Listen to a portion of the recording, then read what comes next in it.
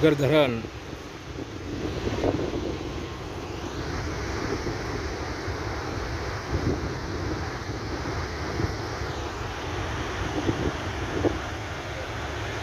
भाटघर धरण पूर्ण भरून या मोऱ्या वाहत आहेत.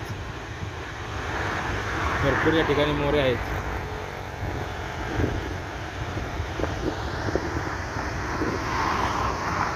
पूर्ण धरण भरलेलं आहे आणि आता एक 2-3 दिवस झालं पाऊस या भागात कमी झालेला आहे. मागे पावसाळ्यात पूर्ण धरण भरून वाहत होतं, याच्यापेक्षाही जास्त फ्लो होता. आता थोडा फ्लो कमी झालेला आहे. धरणाच्या लेवलला पाणी आहे, 100% भरून वाहत आहे. या ठिकाणी बघा भाताचा परिसर आहे चांगला. भाटघर धरणाच्या परिसरामध्ये भोर तालुक्यात भाताचं पीक चांगल्या प्रकारे घेतलं जातं. हा बघा हायवे झालेला आहे. कापूरहोळ ते मांढरदेवी असा रस्ता झालेला आहे. सिमेंटचा रस्ता झालेला आहे बघा. बोरपासून पुढे या रस्त्याचं काम राहिलेलं आहे, काम चालू आहे. हा बघा असा परिसर आहे, सुंदर आणि निसर्गरम्य पावसाळ्यातलं वातावरण.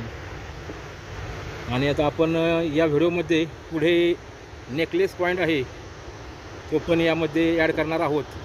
नेकलेस पॉईंटवरून आपणास धरणातील आतलं पाणी दिसतं बघा. हिरवगार पाणी झालेलं आहे. मी आता येताना पाहिलेलं आहे, हिरवगार पाणी दिसते बघा. कारण नेकलेस पॉईंट पुढे लांब तिकडं बघा बरंच अंतर आहे, एक 5-6 किलोमीटर अंतर आहे. त्या अंतरावरून नेकलेस पॉईंटवरून भाटघर धरण आपण पाहूया, नेकलेस पॉईंटसुद्धा पाहूया. हा बघा नेकलेस पॉईंट आहे.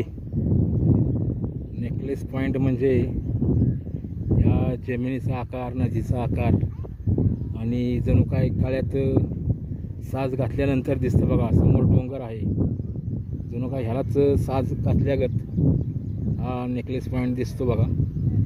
ज्यांना या कापूरहोळ ते भोर मार्गे जाण्याचा प्रसंग येतो त्यांना हे पाहायला अवश्य भेटतं. लाल नदी, निळा डोंगर असं पावसाळ्यात वातावरण असतं. आता पाणी शांत झालेलं आहे. या ठिकाणाहून बघा भाटघर धरण एक 5-7 किलोमीटर अंतर आहे. असं कॉर्नरवरून बाहेरून रस्ता आहे. तर धरणाचा बघा पाणी, धरणातला साठा हिरवगार दिसत आहे. आता मोबाईलमध्ये एवढं क्लिअर दिसणार नाही. अशा प्रकारे बघा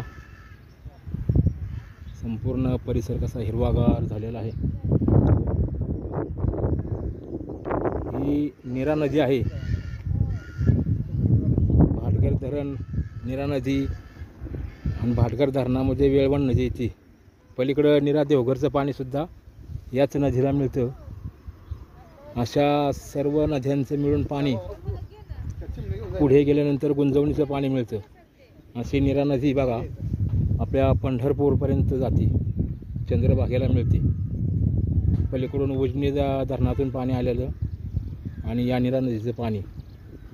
अशा प्रकारे बघा भात शेती या भागात जास्त आहे.